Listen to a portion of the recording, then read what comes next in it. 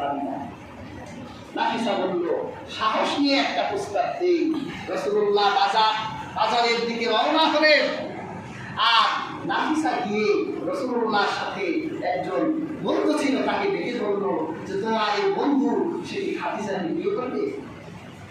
রাসূলুল্লাহ বলল, আমার চাচার সাথে কথা বলে। আবু তালিব আবেগের আতিশয্যে কেঁদে দিলেন। আর আল্লাহ হাবিবকে বলল, ঠিক আছে তুমি বিয়ে করো। আল্লাহ হাবিব খাদিজাকে বিয়ে করলেন। খাদিজা রাসূলুল্লাহকে বিয়ে করলেন। আল্লাহর হাবিবের উত্তম চরিত্র থাকার কারণে রাসূলুল্লাহ প্রায় 15 বছর পর্যন্ত সংসার করলেন। এরপর রাসূলুল্লাহ যখন 40 বছর হয়ে গেল, আল্লাহর হাবিবের মনটা খুব খারাপ। মানুষের সাথে বেশি কথা বলে না, নীরব ঠিকানায় বসে থাকে। খাদিজা চিন্তা করলেন, আল্লাহ রাসূল কি, মুহাম্মদ কি আমার প্রতি রাগ হলো নাকি, গোসা হলো নাকি?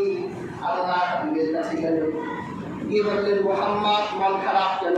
অনেকদিন ধরে লক্ষ্য করছি আর মনা তুমি মানুষ থেকে দূরে থাকো। তোমার কি সুন্দর নারীর প্রয়োজন? আমি কি তোমার কাছে বৃদ্ধ হয়ে গেছি নাকি?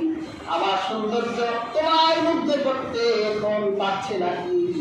যদি আমার সৌন্দর্যে তুমি মুগ্ধ না হও, আমাকে একবারের জন্য অনুমতি দাও, আমি আরবের সবচেয়ে সুন্দর নারীকে তোমার পায়ের নিচে নাজরানা করব। আমার একটা অনুমতি দাও। রাসূলুল্লাহ বলেছিলেন, না, আমি এই আরবের জাহেলিয়াতের সমাজে, অন্ধকার আচ্ছন্ন সমাজের মানুষের অবস্থা দেখে মনক্ষুণ্ণ, যদি অন্ধকার মানুষের মাঝে আলোর মশাল জ্বালায় দিতে পারতাম, তাহলে আমার মন ক্ষান্ত হতো, আমি খুশি হতাম।